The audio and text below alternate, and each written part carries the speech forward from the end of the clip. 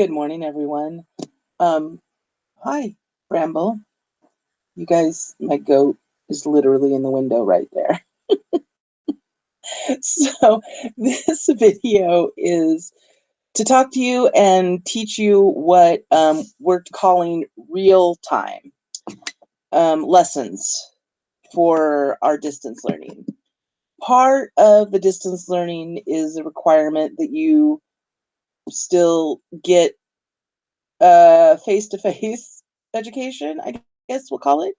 And we're calling those lessons real time. Every one of your classes, main classes, English, social studies, math, Japanese, science, PE, all will have real time lessons. The staff gathered together and we worked really hard to put the puzzle together so that you don't have classes that are up against one another, in the sense that you don't have to choose between math or science or English and Japanese. And also, we tried to pay attention to siblings or people living in the same household so that we're not stressing the bandwidth too much in the house, which can also be an issue, I know. So what real-time lessons are the time where we're going to present your lesson. We may be teaching, practicing, lecturing, showing a experiment, whatever the case might be. Whatever we do in a real live classroom, that's what we're going to be doing, just from social distancing requirements. So they are mandatory. They're no longer optional. They're not like office hours. These are actual mandatory lessons. So we designed it with the ODE rules, that's the Oregon Department of Education, which require that elementary students have no more than 90 minutes a day in these synchronous or at the same time live real-time settings.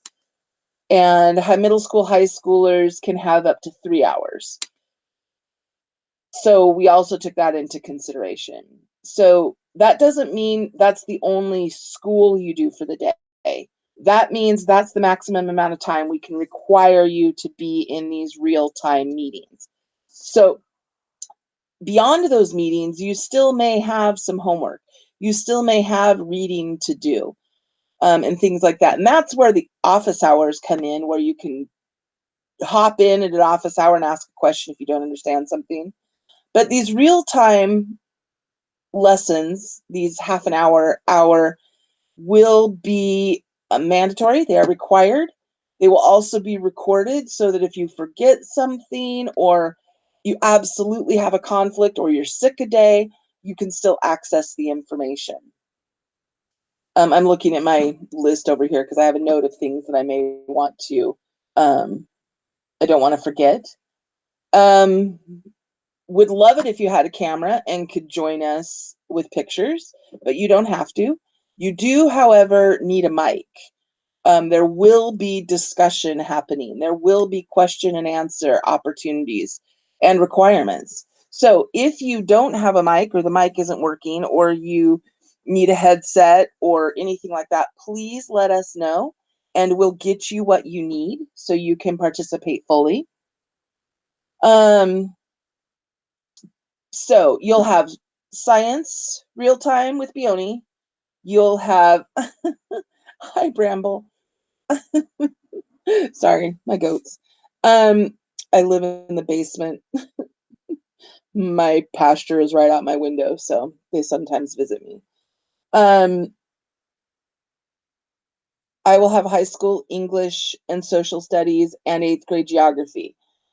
Glavin Sensei will have elementary social studies and English, middle school social studies and English, except 8th graders, just English. Japanese, you'll either have it with Willis Sensei if he's your teacher, or with May Sensei. You may have math with Mitchell Sensei if you're younger, with Balthaser Sensei, if you're older or in a higher math. Also PE.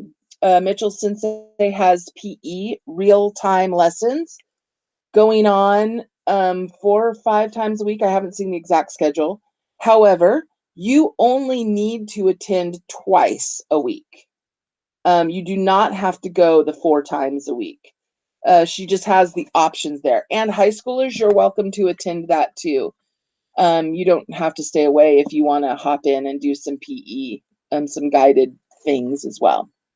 You will be getting a schedule, I imagine, in the weekly update. It will be posted on all of our calendars, on the school calendar. And all these real time lessons will take place in Google Meets right where I am right now.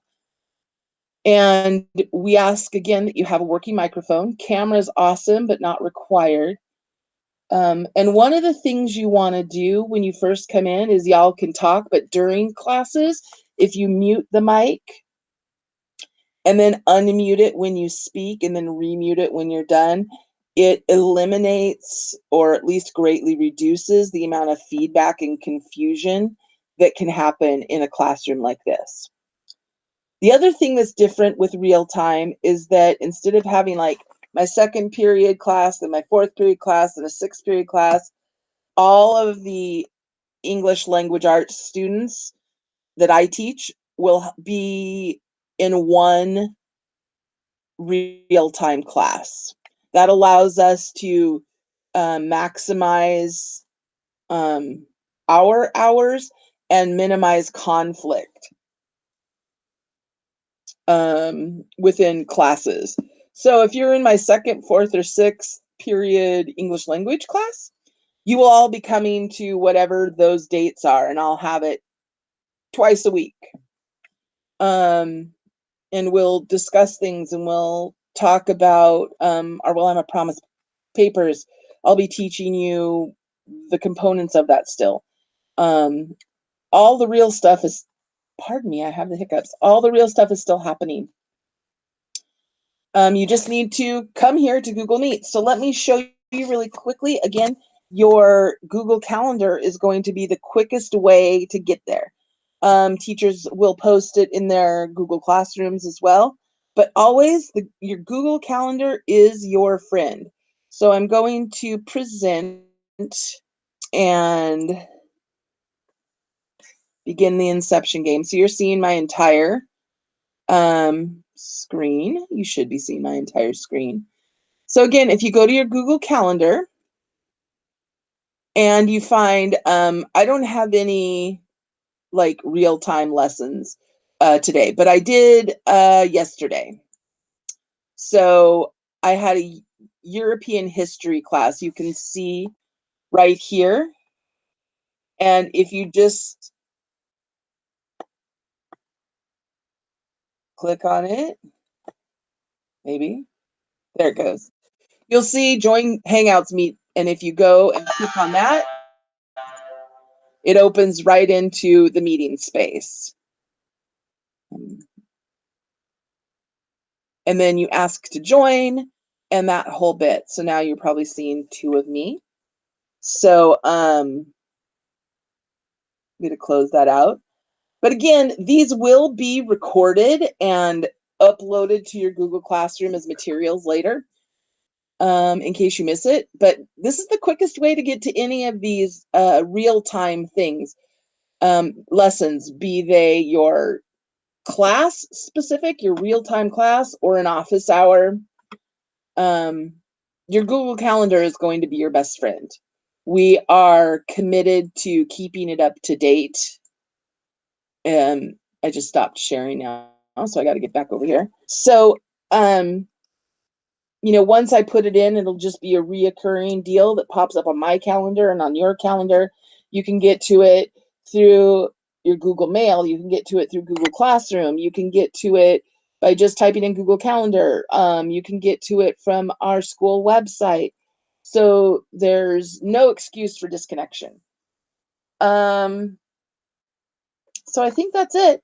This is the real strange difference that we're still trying to get the information you need, the education you need, and make it as accessible as possible. We know this isn't ideal. I would rather be in a classroom with all our tools and conversation, but at least we can still see each other here. We can still have discussions and such and make those connections. So keep in mind, once you get that schedule, you can look at it and make sure you shade out all those spaces if you keep a different kind of calendar so that you know when you need to be on. And another tip is to log in a couple minutes early so you make sure your mic's working and all that business, because I want to be able to start class right on the hour. And I'm sure the other teachers are the same because we have such limited time. So we're looking forward to seeing you at all our real times.